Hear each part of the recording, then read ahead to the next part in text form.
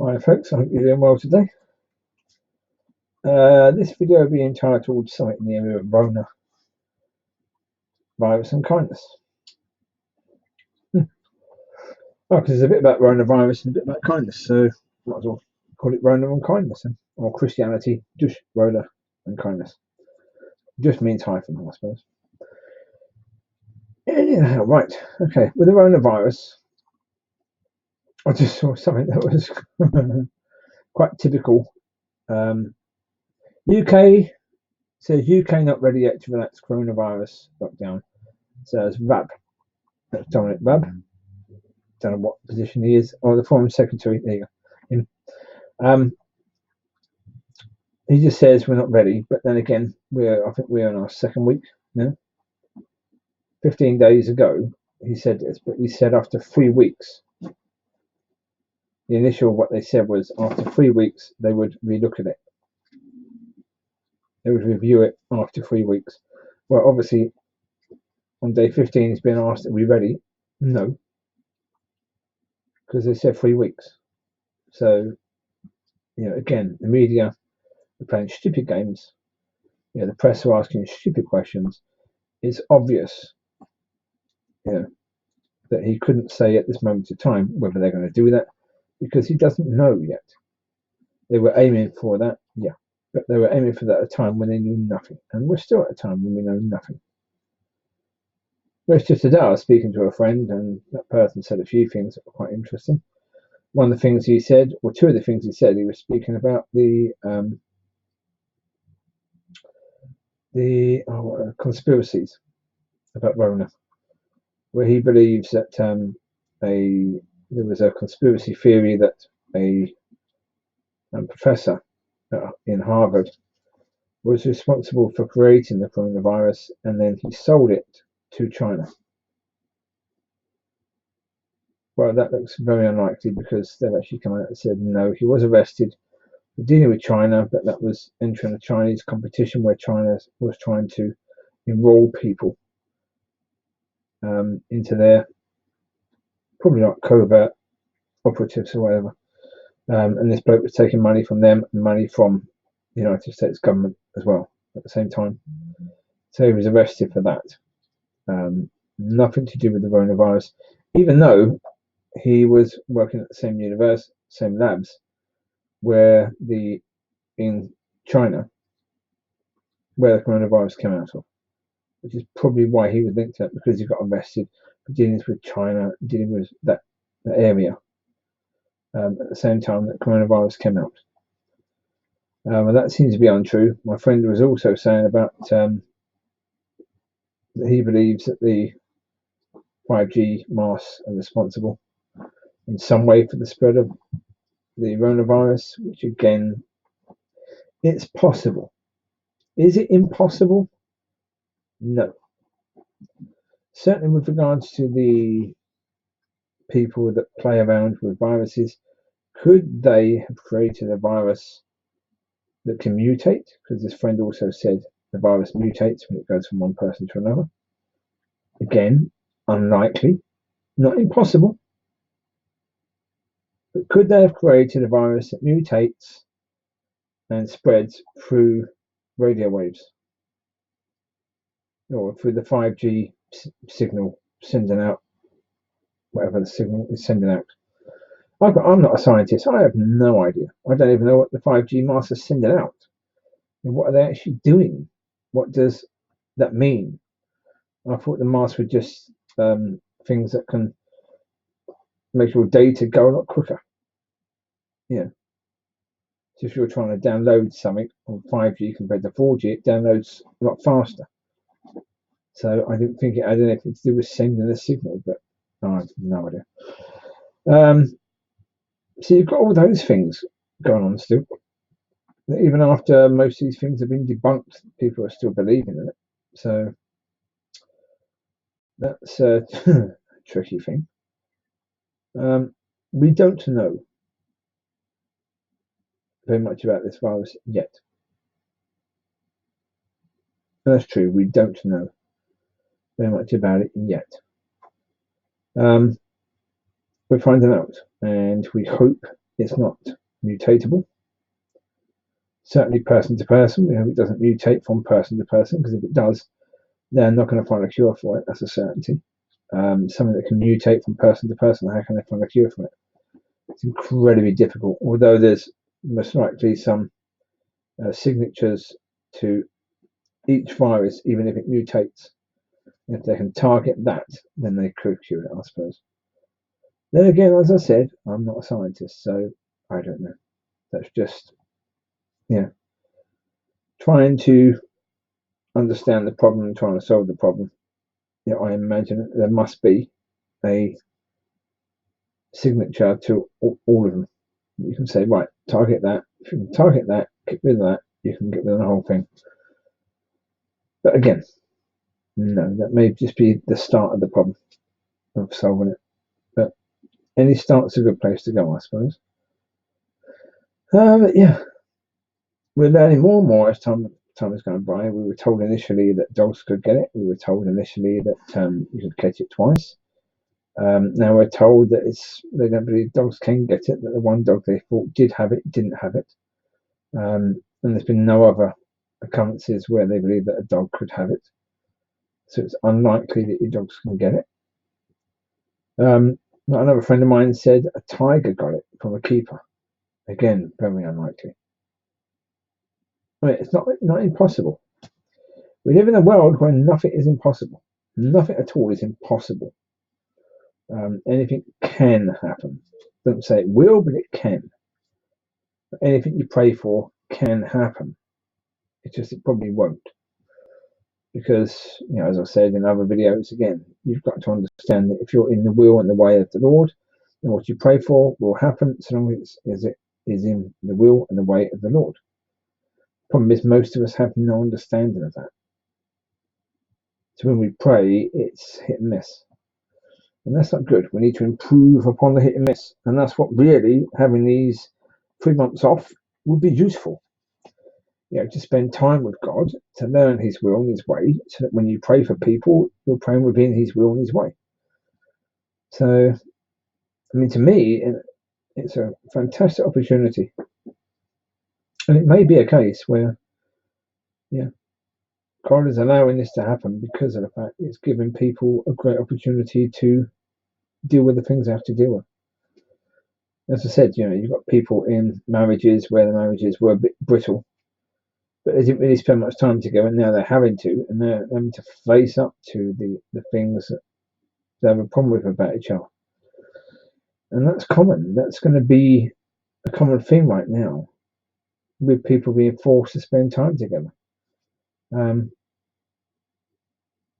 This friend also pointed out something that I can't verify. I think it's possibly true, and it would explain a lot. He said about China, and he said the numbers of incidents in China they're lying to us massively. He said because there's a chap, and I can't verify this at all, no idea. Would be easy enough to verify, I suppose. Put the right word into YouTube, you can find it. But there's a chap who supposedly put lots of videos on YouTube of the soldiers in China driving up with empty lorries to hospitals, filling those lorries with bodies of dead people that have died of the coronavirus, and taking the bodies away to be disposed of. This is happening every night, apparently. And again, I don't know. Is it possible? Yeah. We are dealing with China, so anything is possible. The Chinese government have lied to the world so many times. Is it possible they could be lying about this? Yeah. Certainly, if this virus was made in China or released in China on purpose, they would have a motive to lie about it, to the rest of the world. Because if they admitted it, actually, we've got millions of people dying here, and it seems that the virus was created here and released here. The government were okay with it happening. They wanted to cut down their population. I'm sure the rest of the world would be planning to invade China pretty quickly. The whole world would have their weapons aimed at China right now. It'd be like an act of war. So they're not going to do that. But then again, Is it just this conspiracy thing and us wanting to blame somebody? That's quite likely. So yeah, as I say, with regards to this coronavirus, we don't know very much. We don't know at all. Um, and we're not certain that we're going to know a lot more in the near future. Maybe we will, maybe we don't. So yeah, in the end, time will tell, and that'll do for the Rona thing. There's not really much more to say. Um, the news keeps on changing. It's like, yesterday Boris Johnson was saying that he was doing really well, that it wasn't that serious, the reason why he's in hospital. And then today we're told, or last night we started to be told, that he's now in intensive care. Well, it's either really bad or it isn't, but apparently he's in intensive care because he had a fever and a cough. So, excuse me? If that's the case, he's abusing, or someone is abusing his position, really. I understand it from the point of view that he is a leader, you've got to protect your leader. But I don't think most other people, certainly if they're poor, would get anywhere near intensive care for having a fever and a cough. I think if they had the serious respiratory issue where they were struggling to breathe, then they would get into intensive care. But apparently that isn't the case with the Prime Minister. So why is it intensive care? I don't know. Again, it could be the case where he's got it really bad and they're not telling us. We don't know. We out here only know the amount that they want us to know. And that isn't really very much. Because they don't want the people panicking, nor do they want the people relaxing too much. And so it's a balancing act, I suppose, from their point of view, as to what they can do. So we'll rest that Rona situation for now. Now, the kindness issue. I was watching something earlier, which was Lady Gaga talking quarantine, so I can go with that, in her office and doubles down on kindness. And in that, she talks about there's financial value and there's kindness value. I think that's what she said, something like that. Or currency. There's financial currency and there's kindness currency. And that helped me to understand something. That I've often had a problem understanding my friend and the way he lives, Rob, because of the fact that he told me in the past that he learnt how to get people to give him stuff. That, being nice to people. That if you're nice to them, if you do nice things for them, they give to you. And I thought it was a bit of a con, but no. I'm not calling him a con artist. No, I don't. I've never thought that. Yeah, he's a lovely man, Rob. Don't get me wrong, and he's a very generous, kind-hearted man. But the way he explained it comes across as a bit dodgy. But the way Gaga explains it, it's like, yeah, actually, I think he's tapped in. I think he tapped in to the kindness currency. That if we're being kind to people, if we're being loving through, doing nice things for people, people wanted to do nice things for him. And maybe that is the way God wanted him to do things. I've always struggled with that because I've always thought, well, is it him doing it or is it God doing it? Because if he now understands it, if he does things that way, then he gets that. If he does A, then he gets B and C. Is God doing the B and C or is he doing it? Is he making that happen or is God making it happen? But it's quite likely that God is wanting him to do things that way as a way of providing for him and his family. Yeah. And in the end, we don't have to understand. But if there is such a thing as a kindness currency, then I think it would be useful for us all to really tap into that a bit. Because if we want people to be nice to us, then we need to be nice. Yeah, you can't expect people to be nice to you or to respect you if you disrespect them.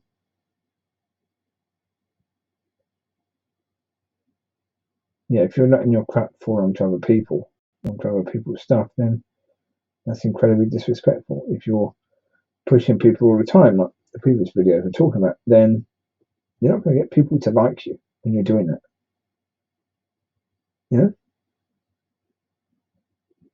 Yeah, if you look at people as if they're scum, you can't expect people to like you. That's the reality. Yeah, if you're hard on people, and that's not with me, I don't necessarily expect people to like me. Yeah, especially people from the church, because when I talk about the church, I don't necessarily talk about the church in a lovely way, not all the time. But one thing I would say, and is in the area of kindness, and to be completely honest with you, I was walking back the other night from walking the dogs out and speaking to God about things that were going on, and discerned to God, yeah, in truth, I don't want any harm to come to anyone. I don't want any harm to come to those leading the church. I don't want them to have to suffer as a result of the way they've misled the church. I want them to, get right with God and, be an important part of the future. I don't want people that are an annoyance to me to suffer. I don't want that. Yeah, I don't want to be praying that God does something nasty to them. That's not who I am. Yeah, I don't want to be hurting people because that's not who I am. Never has been. I've never been that person. The problem is, as I get older, and as I said before, God told me years ago not to let people walk all over me. And the problem is that when people do anything like that, then I get more and more aggressive about it because that is me not letting people walk all over me. Now, of course, I don't think that's what God meant. I don't think He meant me to get aggressive. I don't think He meant me to want to smash people's heads in. When they try and walk all over me. I don't think that's what He meant. I think it's more the point of cut people out. Don't deal with them at all. Certainly friends. If you've got friends who are walking all over you, don't let them do so. End the friendship. I've done that with quite a few friendships. I've tested it. I've not spoken to people for a while, and then see, do they make an effort? Do they phone me? Because quite a few of the friends I have, I make all the phone calls. I make all the effort. So I then see, okay, don't. Stop doing that. Let's see how they respond. Some people will then phone you. And with those people, okay, that's a friendship where they're willing to make the effort. But with other people that don't phone you, then delete their number. It was always about you making the effort. Stop making the effort. It just isn't worth it. You're trying to keep a relationship going that isn't worth it.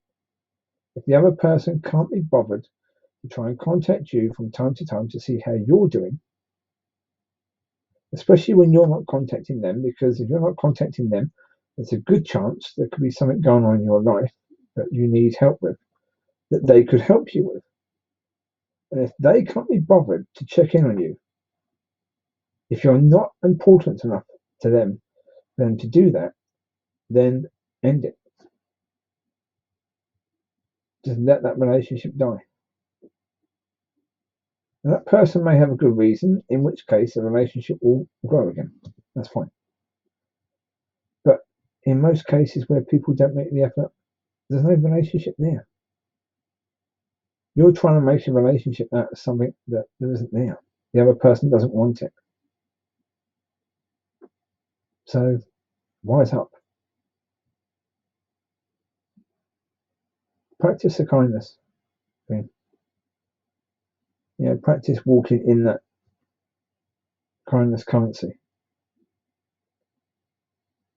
Be kind. I mean, we see it in the scriptures that God gives you, and if you invest that wisely, God gives you more. Like you reap and you sow. Yeah, like I've said before, God is not going to give you a dog if you can't handle a hamster. If you can't be responsible for that, something will happen. God's not going to give you a really, really expensive piano if you can't deal with having a keyboard. So if you're not going to use it, if you're going to just let that keyboard sit in the corner, God's not going to give you a really expensive piano, is he? Because what you're going to do with it, let it sit in the corner. God's not going to give you £1 million if you're not going to deal with £100 correctly. You know, so there's a kindness thing you give, and the understand is, as you sow, you shall reap. Because it is that's a biblical principle, isn't it? As you sow, as you put in, you shall then receive. So really, that's what my friend Rob is doing. He's sowing and he's receiving, and he's tapped into that, and that really is the kindness currency. As you sow, you reap. So it's biblical. Oh, there you go. There's the kindness thing understood then, you see. It's a sow and reap principle. If you act kind to somebody, you receive kindness. If you give to somebody, then somebody at some point will give to you when you need it. And that's the sow and receive principle. Sow and reap. So yeah, it's interesting the way that Gaga put it. It is a biblical principle, and yeah, understanding even the way she put it helped me to understand what my friend is doing. Through suddenly it just clicked. Oh, that's what he's doing. Right now it makes sense. He's learned to live in the sow and reap. So that's cool. So it is a biblical principle. It's not simply a case, as I say, the way he put it when he was telling me is like, oh dear, that sounds dodgy. Yeah, because of course he was the one who also said to me in the past that you should always say nice things to people, even if you believe what the person is doing wrong or could be wrong. Encourage them. Say something encouraging, because at some point you might need something from them. So if you go in quite heavy on them, saying, well, anyway, I've explained about that before. But when he then says about his, understanding how to get people to give you stuff, it's like, ooh, that sounds a bit dodgy. Because, of course, to me, that was like, well, okay, he's going to lie to people or pretend that these people are doing really well to get things off them. But that wasn't what he said, though. That wasn't what he was saying.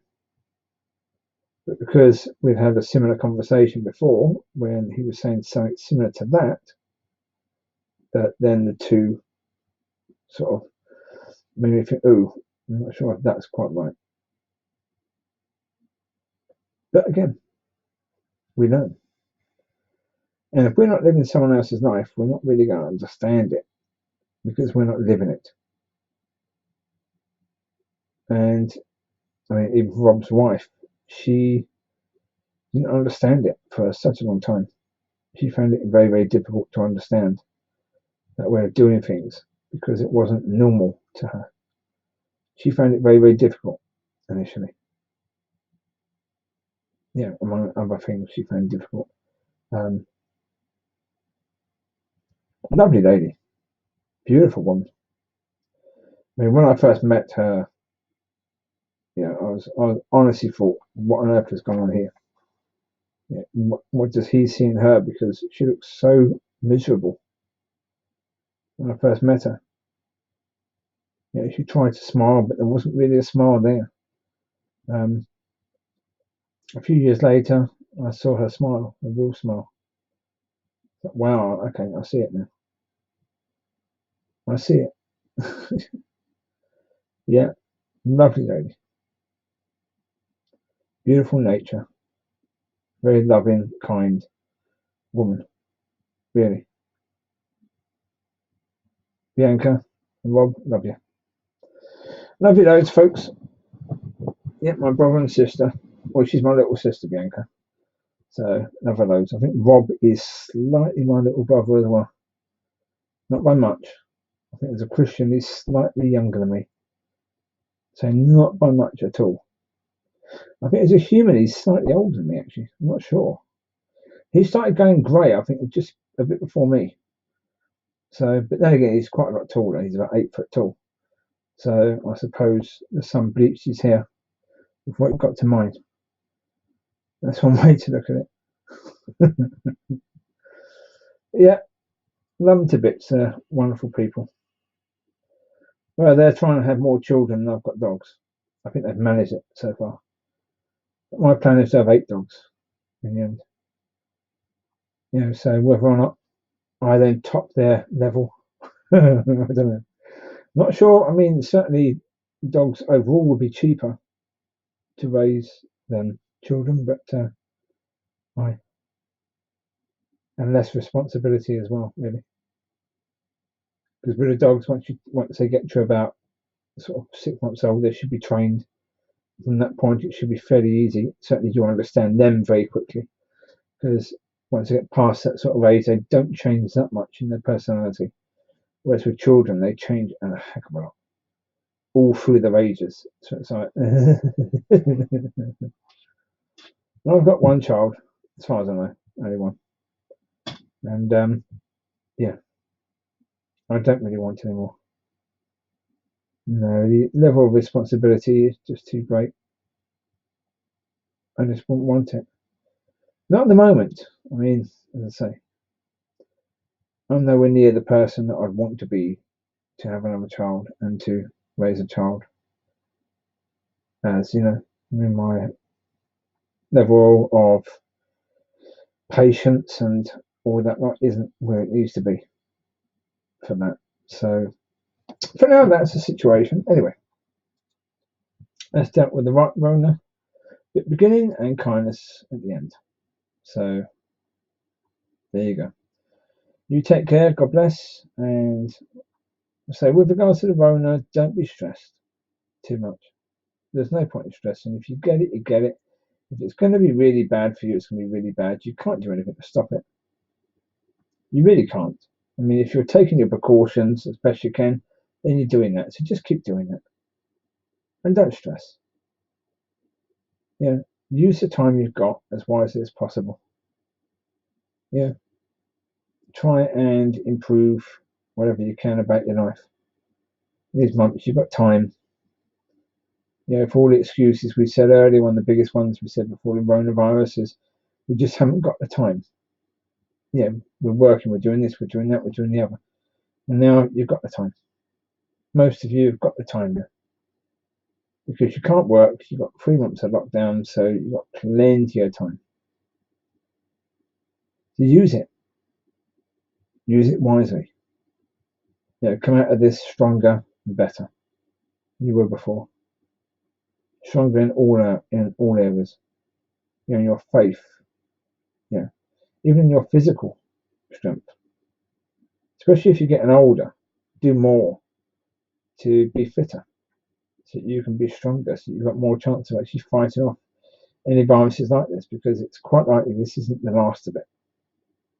We've got Rona. Who knows what's going to come next, because we had a few years ago the one in Africa that was nasty.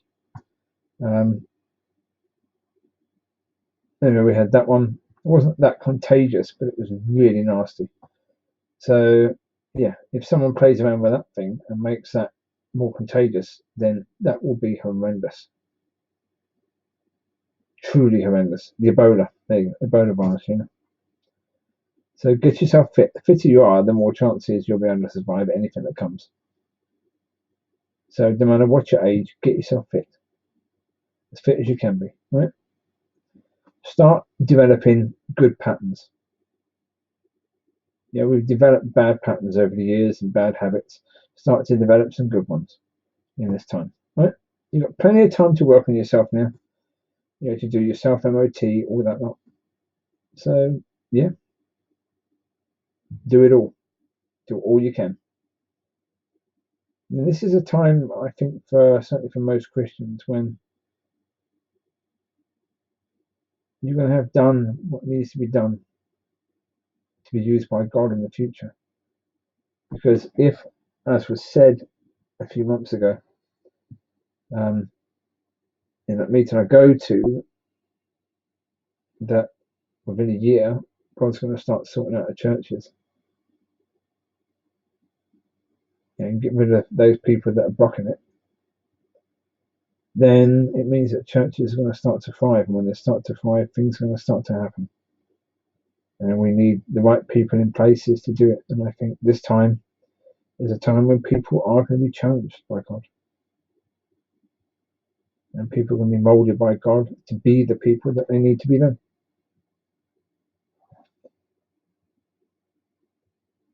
One thing about the Rona that I will say is weird. I don't know why it is, if it's just me. There's little bits, like just now, I had an area of my nose that felt, weird. So, just one spot. There's one spot earlier of my lip, the top lip area. There's just one little bit there that needs to be itched. And it's, the face just keeps demanding being touched. But again, if you're in your own home and you don't have guests coming in touching everything, and your surfaces are clean of this virus, then really in your own home, as long as your hands have been washed since coming in, you can touch your mouth and your face as much as you want, because there's no virus on your hands. When you're out, be aware. That's why, as I say to people, take a little bottle of hand sanitizer, and when you've been in the shops or you've been anywhere where you've been touching stuff, give your hands a quick wash as quickly as possible, so then they're clean.